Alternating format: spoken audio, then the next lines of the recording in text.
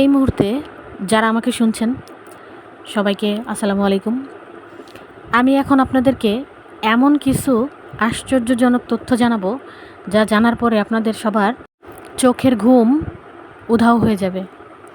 আমরা বর্তমান সময়ে দৈনন্দিন জীবনে যে ক্যালেন্ডার ব্যবহার করে থাকি তা হবার কথা ছিল 13 মাসের, কিন্তু আমরা যা ব্যবহার করছি সেই ক্যালেন্ডারে রয়েছে 12 মাস। আচ্ছা চলেন এবার বিশ্লেষণ করি কেন 13 মাসের ক্যালেন্ডারের কথা আমি বলছি। এই যে এখন যে ক্যালেন্ডারটা আপনারা দেখছেন এটা হচ্ছে 1582 সালের ক্যালেন্ডার। খুব ভালো করে লক্ষ্য করবেন, এখানে 4 তারিখের পরে 15 তারিখ দেখেছেন, 4 থেকে সরাসরি 15 তারিখ, মাঝের যে 10 দিন এই 10টা দিন কোথায় গেল? 1582 সালের এই ক্যালেন্ডারের সাথে কোনো একটা কারচুপি হয়েছিল যা শুধুমাত্র ওই সময়ের মানুষরাই জানতো। আমাদের থেকে লুকানো হয়েছে যে ক্যালেন্ডারের বিষয়ে। বর্তমান সময়ে ব্যবহৃত ক্যালেন্ডার 12 মাসের, যা বানিয়েছিলেন জুলিয়াস সিজার, এবং ওই সময়ে 1582 সালে 13 মাসের ক্যালেন্ডারকে 12 মাসে যিনি বদল করেছিলেন তিনি হচ্ছেন পোপ জর্জ 13।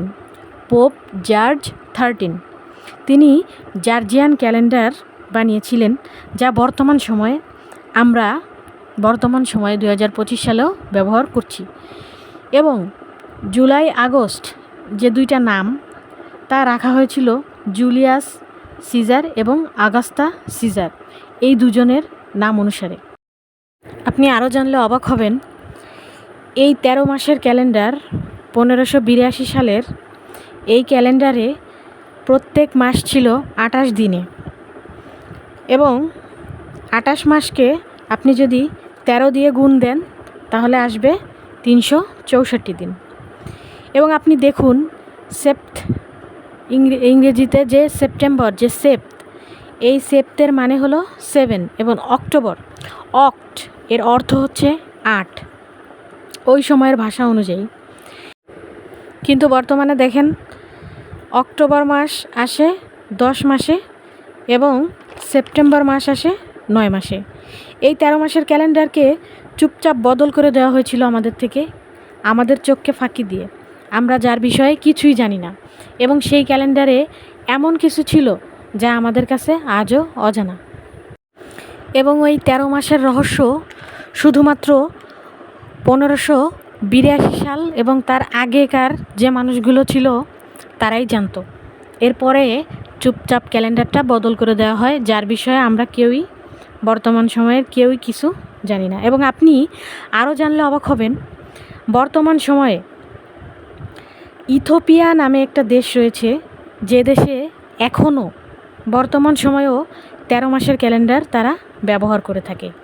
ইথিওপিয়া দেশে এখন 2025 সালে ইথিওপিয়াতে চলছে 2017 সাল তাদের সেই 13 মাসের ক্যালেন্ডার অনুযায়ী।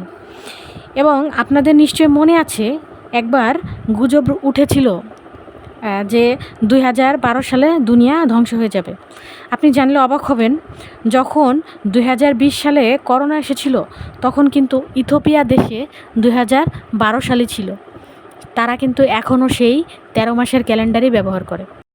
আপনি এই বিষয়ে আরও জানার জন্য গুগলে সার্চ দিয়ে জানতে পারেন। আমি যতদূর জানি, জানার চেষ্টা করেছি, আপনাদেরকে জানানোর চেষ্টা করলাম। এ ধরনের উদ্ভট আরও নতুন নতুন ভিডিও পেতে চাইলে অবশ্যই সাথে থাকবেন, আর ভালো থাকবেন, ইউটিউবে সাথে থাকবেন। ধন্যবাদ।